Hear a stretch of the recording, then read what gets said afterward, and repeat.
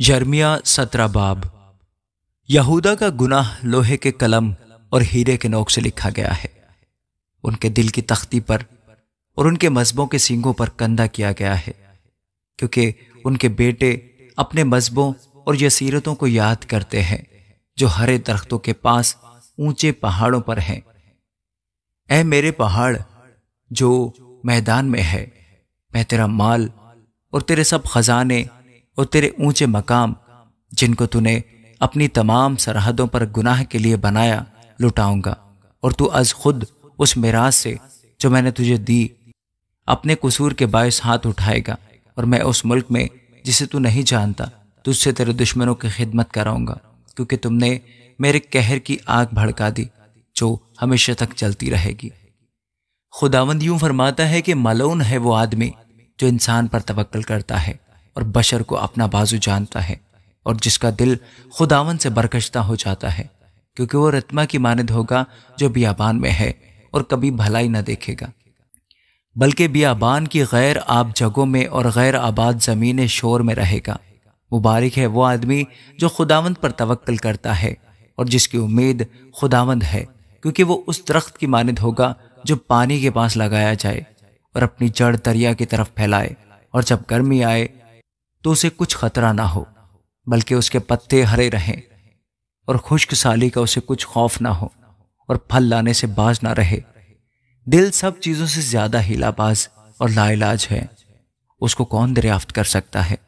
मैं खुदावंद दिलो दिमाग को जांचता और आजमाता हूं, ताकि हर एक आदमी को उसकी चाल के मुआफिक और उसके कामों के फल के मुताबिक बदला दूं।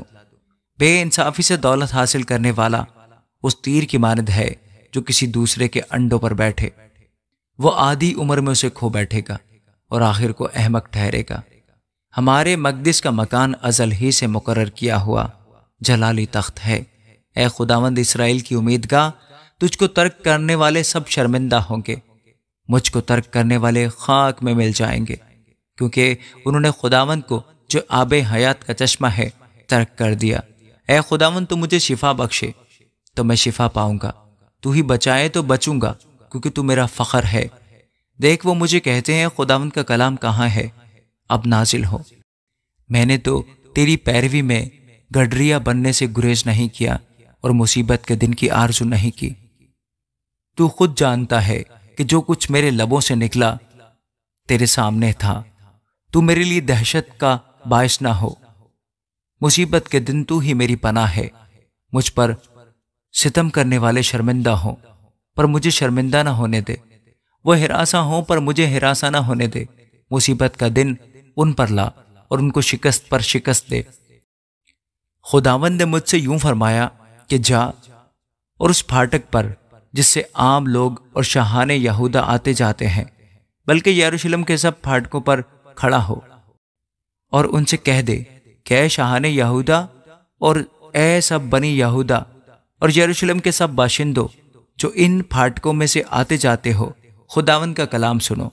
खुदावंद यूं फरमाता है कि तुम खबरदार रहो और सबत के दिन बोझ ना उठाओ और यरूशलेम के फाटकों की राह से अंदर ना लाओ, और तुम सबत के दिन बोझ अपने घरों से उठाकर बाहर ना ले जाओ और किसी तरह का काम ना करो, बल्कि सबत के दिन को मुकद्दस जानो, जैसा मैंने तुम्हारे बाप दादों को हुक्म दिया था। लेकिन उन्होंने ना सुना न कान लगाया, बल्कि अपनी गर्दन को सख्त किया कि शिनवा ना हो और तरबियत ना पाए। और यूं होगा कि अगर तुम दिल लगाकर मेरी सुनोगे, खुदावंद फरमाता है, और सबत के दिन तुम इस शहर के फाटकों के अंदर बोझ ना लाओगे, बल्कि सबत के दिन को मुकद्दस जानोगे, यहां तक कि उसमें कुछ काम ना करो, तो इस शहर के फाटकों से दाऊद के जानशीन बादशाह और उमरा दाखिल होंगे। वो और उनके उमरा, यहूदा के लोग और यरूशलेम के बाशिंदे रथों और घोड़ों पर सवार होंगे, और ये शहर हमेशा तक आबाद रहेगा। और यहूदा के शहरों और यरूशलेम की नवाही और बिन्यामीन की सरजमीन और मैदान और कोहिस्तान और जनूब से सोखदनी कुर्बानियाँ और ज़बीहे और हदिये और लुबान लेकर आएंगे, और खुदावंद के घर में शुक्रगुजारी के हदिये लाएंगे। लेकिन अगर तुम मेरी ना सुनोगे कि सबत के दिन को मुकद्दस जानो और बोझ उठाकर सबत के दिन यरूशलेम के फाटकों में दाखिल होने से बाज ना रहो, तो मैं उसके फाटकों में آگ سلگاؤں گا جو اس کے کسروں کو بھسم کر دے گی اور ہرگز نہ بجھے گی۔ آمین۔ یرمیہ 18واں باب۔ خداوند کا کلام یرمیہ پر نازل ہوا کہ اٹھ اور کمہار کے گھر جا، اور میں وہاں اپنی باتیں تجھے سناؤں گا۔ تب میں کمہار کے گھر گیا اور کیا دیکھتا ہوں کہ وہ چاک پر کچھ بنا رہا ہے۔ اس وقت وہ مٹی کا برتن جو وہ بنا رہا تھا اس کے ہاتھ میں بگڑ گیا۔ تب اس نے اس سے جیسا مناسب سمجھا ایک دوسرا برتن بنا لیا۔ تب خداوند کا یہ کلام مجھ پر نازل ہوا کہ اسرائیل کے گھرانے، کیا میں اس کمہار کی طرح تم سے سلوک نہیں کر سکتا ہوں؟ خداوند فرماتا ہے، دیکھو جس طرح مٹی کمہار کے ہاتھ میں ہے، اسی طرح اے اسرائیل کے گھرانے تم میرے ہاتھ میں ہو۔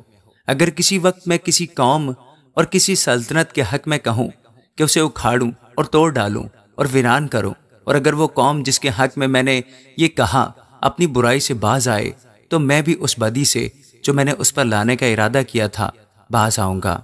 اور پھر اگر میں کسی قوم اور کسی سلطنت کی بابت کہوں کہ اسے بناؤں اور لگاؤں، اور وہ میری نظر میں بدی کرے اور میری آواز کو نہ سنے، تو میں بھی اس نیکی سے باز رہوں گا جو اس کے ساتھ کرنے کو تھا۔ اور اب تو جا کر یہودا کے لوگوں اور یروشلم کے باشندوں سے کہہ دے کہ خداوند یوں فرماتا ہے کہ دیکھو، میں تمہارے لیے مصیبت تجویز کرتا ہوں اور تمہاری مخالفت میں منصوبہ باندھتا ہوں۔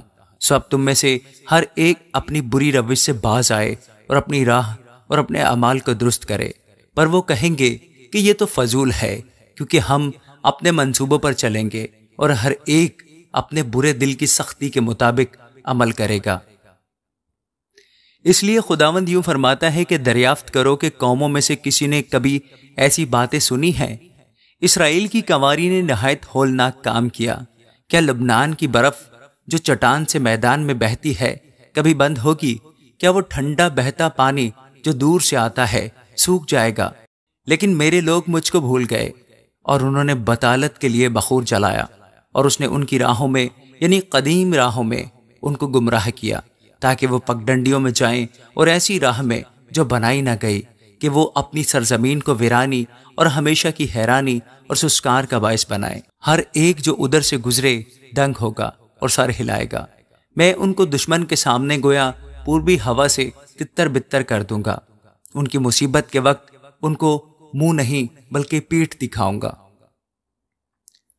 تب انہوں نے کہا، آؤ ہم یرمیہ کی مخالفت میں منصوبے باندھیں، کیونکہ شریعت کاہن سے جاتی نہ رہے گی، اور نہ مشورت مشیر سے، اور نہ کلام نبی سے۔ آؤ ہم اسے زبان سے ماریں اور اس کی کسی بات پر توجہ نہ کریں۔ اے خداوند، تو مجھ پر توجہ کر اور مجھ سے جھگڑنے والوں کی آواز سن۔ کیا نیکی کے بدلے بدی کی جائے گی؟ کیونکہ انہوں نے میری جان کے لیے گھڑا کھودا۔ یاد کر کہ میں تیرے حضور کھڑا ہوا کہ ان کی شفاعت کروں اور تیرا قہر ان پر سے ٹلا دوں۔ اس لیے ان کے بچوں کو کال کے حوالہ کر اور ان کو تلوار کی دھار کے سپرد کر۔ ان کی بیویاں بے اولاد اور بیوہ ہوں اور ان کے مرد مارے جائیں۔ ان کے جوان میدان جنگ میں تلوار سے قتل ہوں۔ جب تو اچانک ان پر فوج چڑھا لائے گا تو ان کے گھروں سے ماتم کی صدا نکلے گی، کیونکہ انہوں نے مجھے پھنسانے کو گڑھا کھودا اور میرے پاؤں کے لیے پھندے لگائے۔ پر اے خداوند، تو ان کی سب سازشوں کو جو انہوں نے میرے قتل پر کی جانتا ہے۔ ان کی بد کرداری کو معاف نہ کر اور ان کے گناہ کو اپنی نظر سے دور نہ کر، بلکہ وہ تیرے حضور پست ہوں۔ اپنے قہر کے وقت تو ان سے یوں ہی کر۔ آمین۔